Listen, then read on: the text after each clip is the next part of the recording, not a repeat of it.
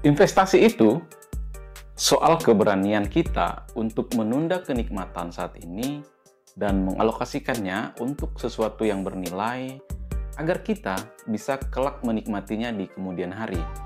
Nah, investasi juga bukan semata-mata tentang hal instrumen keuangan, teman-teman. Tetapi ada yang sangat bernilai dan memang tidak bisa tergantikan oleh rupiah demi rupiah yang Anda koleksi. Nah, seperti apa investasi yang sangat bernilai tersebut dan bagaimana cara kita mengalokasikan dan konsisten di dalam berinvestasi dalam instrumen yang memang tidak ternilai harganya ini? Yuk kita simak video berikut.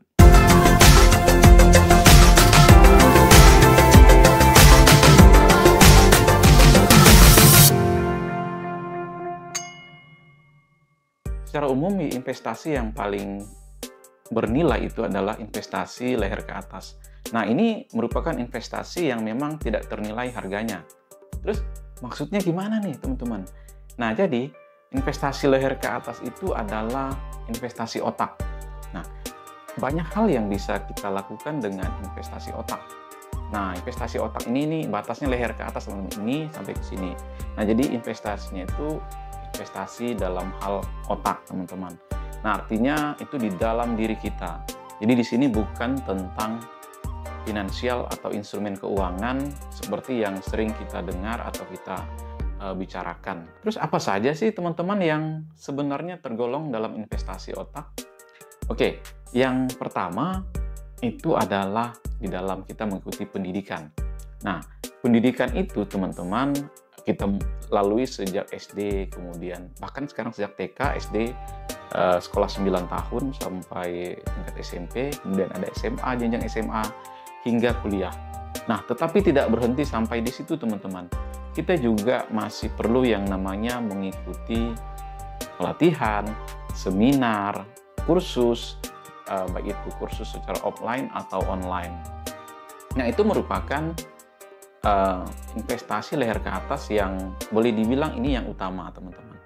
Nah, selanjutnya bisa juga dengan model membaca buku, kemudian mendengarkan podcast. Nah, tentu hal-hal tersebut sesuatu yang sesuai dengan minat kita, buku yang sesuai dengan minat, podcast juga sesuatu yang dengan minat. Nah, misalnya Anda minatnya tentang pengembangan diri, ya Anda dengarkan podcast atau channel YouTube pengembangan diri, atau Anda minatnya tentang keuangan, ya seperti sekarang Anda dengarkan.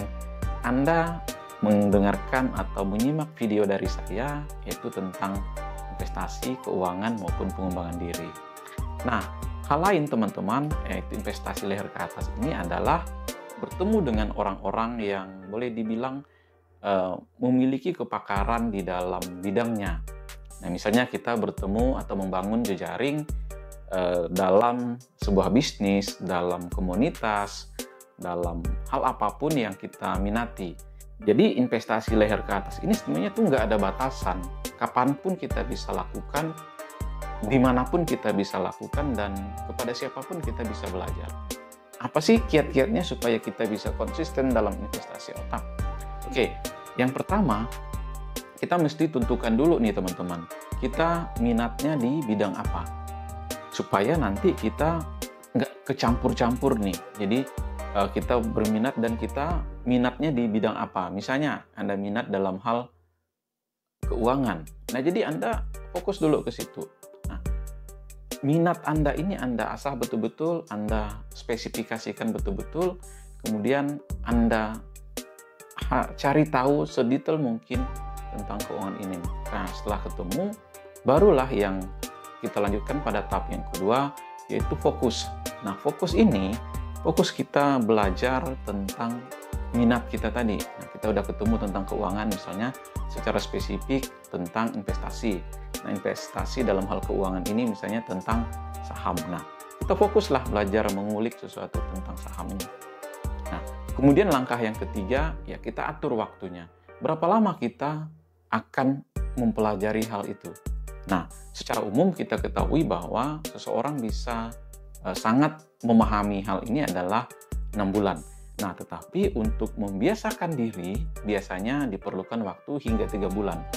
Nah, ketika Anda sudah terbiasa, 3 bulan Anda lakukan terus-menerus, maka ini akan menjadi kebiasaan. Selanjutnya, 3 bulan yang berikutnya, Anda sudah bisa dikatakan mahir di dalam ini. Tetapi ini Anda fokus tadi.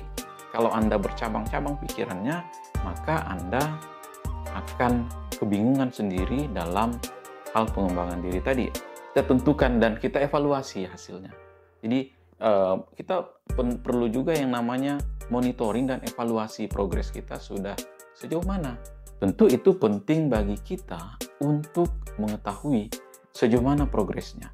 Nah, jika hal ini tidak bisa sesuai dengan rencana kita, maka kita bisa ubah metodenya, kemudian bisa kita ubah juga materinya, atau hal-hal yang di awal tadi kita bisa kembali ke awal, kita ubah, dan begitulah siklusnya. Jadi ketika ada yang tidak sesuai setelah berjalan 6 bulan tidak sesuai, maka kita bisa merancang kembali.